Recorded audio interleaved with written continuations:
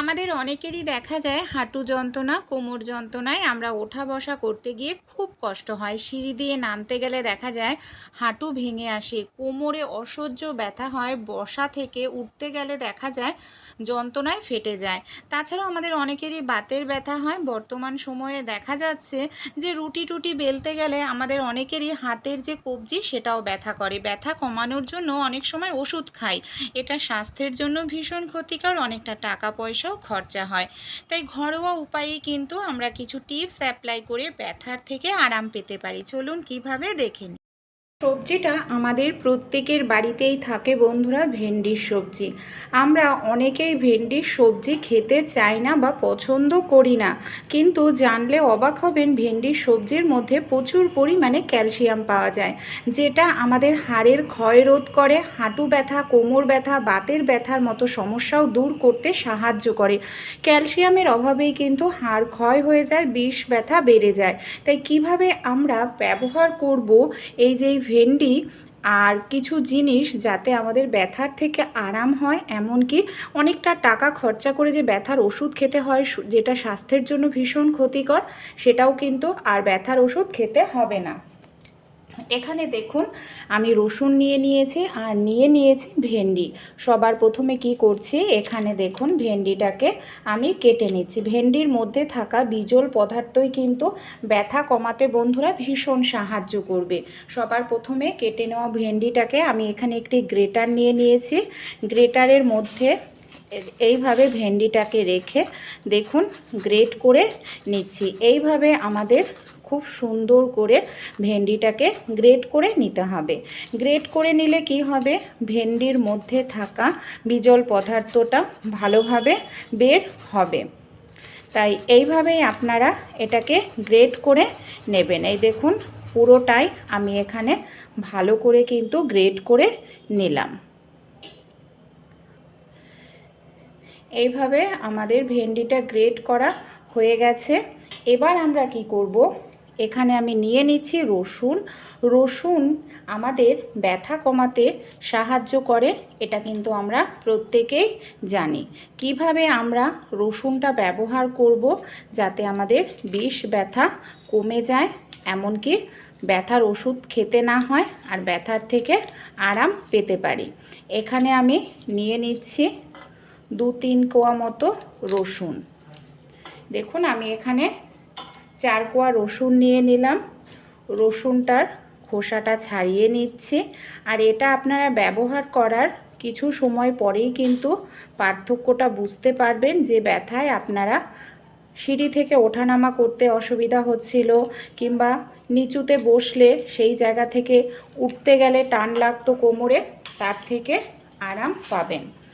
এখানে আমি রসুনটাকেও এইভাবে দেখুন গ্রেট করে নিয়ে নিলাম।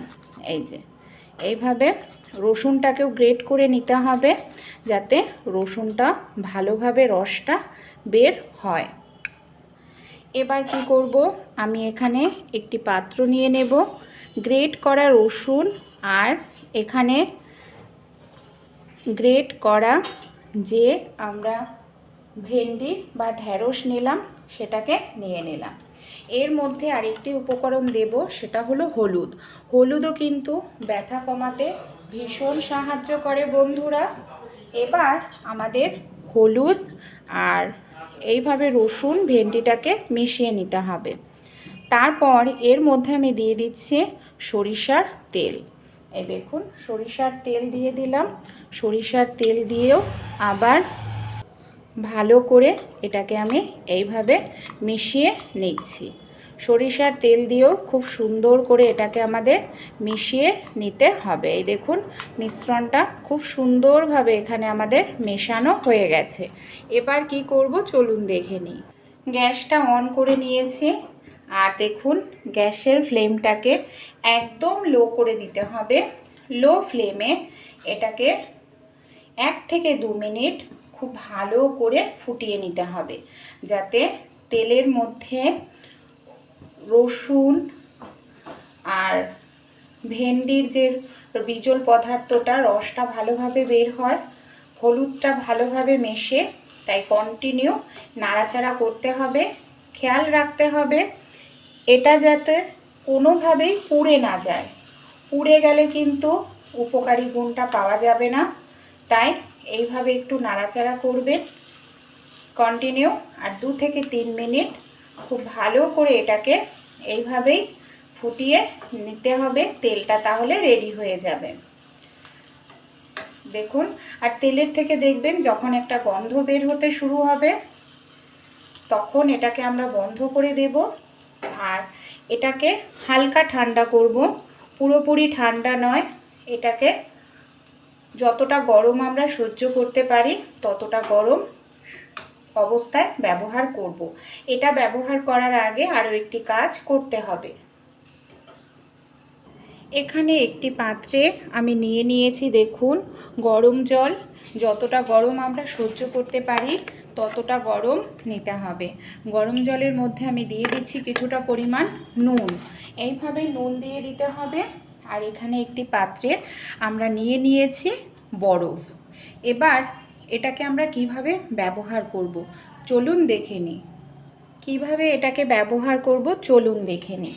অনেক সময় আমাদের দেখা যায় এই যে হাতের কবজি থাকে না, রুটি বেলতে গেলে এই কবজিতে প্রচণ্ড পরিমাণে ব্যথা করতে থাকে এই জায়গাগুলোতে।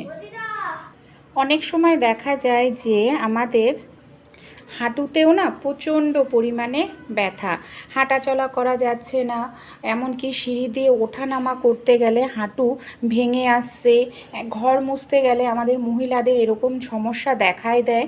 তাই অবশ্যই তো পুষ্টিকর খাবার খেতে হবে, ভিটামিন জি, ডি, ক্যালসিয়ামযুক্ত খাবার খেতে হবে। কিছু আমরা টিপস অ্যাপ্লাই করলেও এই ব্যথার থেকে আমরা আরাম পেতে পারি কোনো রকম ওষুধ খাওয়া ছাড়াই। তাই সবার প্রথমে কি করব, এখানে যে গরম জলটা আমরা রেডি করে নিলাম নুন দিয়ে, সেটার মধ্যে এখানে আমি একটি কাপড় এইভাবে ডুবিয়ে নেব। কাপড়টাকে বারবার ডোবাতে হবে, যেখানে আমাদের ব্যথা সেই জায়গাটায় এইভাবে সেক দিতে হবে। দেখুন এইভাবে সেক দিয়ে নিচ্ছি। সবার প্রথমে এইভাবে নুন জল দিয়ে আমাদের সেক করতে হবে।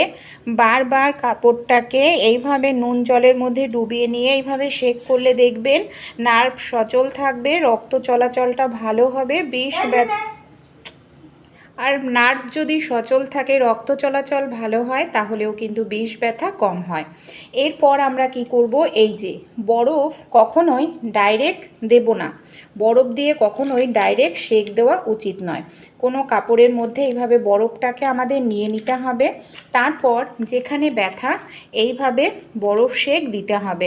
কাপড়ের মধ্যে দিয়ে বরফ সেক দেবেন, দেখবেন ব্যথার জায়গায় আরাম পাবেন। একবার ঠান্ডা সেক, একবার গরম সেক, মানে এইভাবে দিতে হবে। অবশ্যই কিন্তু এখানে 10-15 মিনিট এইভাবে আপনারা সবার প্রথমে সেক দিয়ে নেবেন। তারপর আমরা কি করব, এই যে তেলটা আমরা রেডি করে নিয়েছি সেই তেলটা দিয়েই আমাদের না মালিশ করতে হবে। যেখানে ব্যথা এইভাবে খুব সুন্দর করে আপনারা আগে এটাকে আমরা নিয়ে নেব। আর এটাকে কিন্তু অবশ্যই উষ্ণ যখন গরম থাকবে তখনই আমাদের এইভাবে মালিশ করতে হবে। ঠান্ডা করে কিন্তু নয় বন্ধুরা, গরম থাকতেই মালিশটা করতে হবে, তাহলে আরাম পাওয়া যাবে। এইভাবে আপনারা 5 থেকে 6 মিনিট খুব ভালো করে এইভাবে মালিশ করুন। দেখবেন ব্যথা আপনাদের প্রথম দিনেই কিন্তু অর্ধেক কমে যাবে। খুব সুন্দর করে এইভাবে মালিশ করার পর আমরা কি করব, এইভাবে কিছুটা মিশ্রণ ঘন করে এইভাবে ওপরটায় দিয়ে দেব। কারণ এটা অনেকটা সময় গরম থাকবে জায়গাটা, যাতে এই জায়গাটা অনেকক্ষণ গরম থাকে। গরম থাকলে দেখবেন ব্যথাটা কমতে সাহায্য করবে। তারপর একটি কাপড় নিয়ে নিন, কাপড় দিয়ে এটাকে এইভাবে বেঁধে আপনারা রেখে দিন 1 ঘন্টা পর্যন্ত। 1 ঘন্টা পর আপনারা কি করবেন, সঙ্গে সঙ্গেই কিন্তু জল দিয়ে ধোবেন না। এই দেখুন 1 ঘন্টা পর এইভাবে আপনারা এই অংশটাকে তুলে নিন। তারপর আবারও আপনারা এইভাবে একটু মালিশ করুন। এইভাবে একটু ভালো করে আবারও 3-4 মিনিট একটু মালিশ করে নেবেন। তারপর এটাকে এইভাবেই রেখে দিন। আর যদি জল দিয়ে আপনাদের ধুতেই হয় তাহলে গরম জল করে নিয়ে জায়গাটাকে ধোবেন। আর নর্মালভাবে 1 ঘন্টা পরে আপনারা। অনেক সময় আমরা মহিলারা দাঁড়িয়ে দাঁড়িয়ে রান্না করি, দেখা যায় আমাদের যে গোড়ালির জায়গাটা প্রচণ্ড যন্ত্রণা করে। গোড়ালির মধ্যেও এইভাবে তেল তৈরি করে আপনারা মালিশ করুন, খুব আরাম কিন্তু পাবে।